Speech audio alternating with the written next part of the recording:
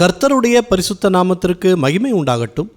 இந்த நாளிலும் கர்த்தர் நமக்கு தரக்கூடிய நல்வார்த்தை எபேசியர் 4வது அதிகாரம் 31வது வசனம்.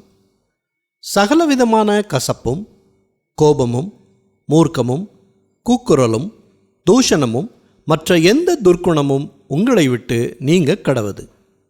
பிரியமானவர்களே, நம் இருதயத்தில் யார் மீதாகிலும் கசப்பு கோபம் வைத்திருந்தோமானால் கர்த்தர் நம்மை அதிலிருந்து விடுவிக்க விரும்புகிறார். அப்படிப்பட்ட கிறிஸ்துவுக்கு பிடிக்காத சுபாவங்கள் நமக்குள் இருந்தால் கர்த்தரிடத்தில் நாம் கிட்டி சேர முடியாமல் தவிக்கக்கூடும். கிறிஸ்து இயேசு இன்றைக்கு உங்களுக்கு சமாதானத்தை கட்டளையிடுகிறார். எல்லாவித துர்க்குணங்களும் நம்மை விட்டு நீங்கும்படியாக நம்மை இன்றைக்கு விட்டு கொடுப்போம். காணிக்கை செலுத்தும்போது கூட உன் சகோதரிடத்தில் குறைவு உண்டானால் சகோதரரிடத்தில் ஒப்புரவாகி பின்னர் வந்து காணிக்கையை செலுத்தினால்தான் அது அங்கீகரிக்கப்படும் என்று வேதாகமத்தில் வாசிக்கிறோம்.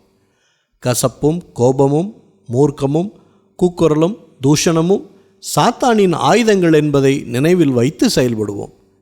கர்த்தருடைய ஆசீர்வாதங்களை தடையில்லாமல் பெற்றுக்கொள்வோம். ஜெபிக்கலாமா? நல்ல தகப்பனே, இந்த நல்வார்த்தையை தந்ததற்காக நன்றி செலுத்துகிறோம்.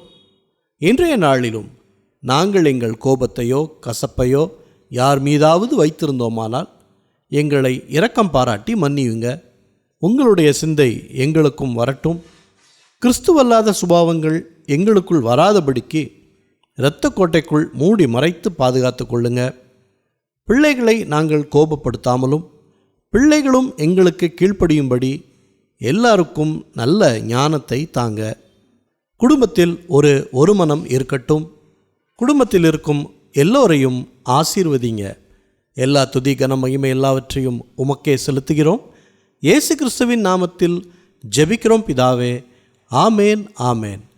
இந்த நல்வார்த்தையை மற்றவர்களுக்கும் பகிர்ந்து அவர்களுக்கும் ஆசீர்வாதம் கிடைக்கச் செய்யுங்கள். கர்த்தர் உங்களையும் உங்கள் குடும்பத்தாரையும் அளவில்லாமல் ஆசீர்வதிப்பாராக.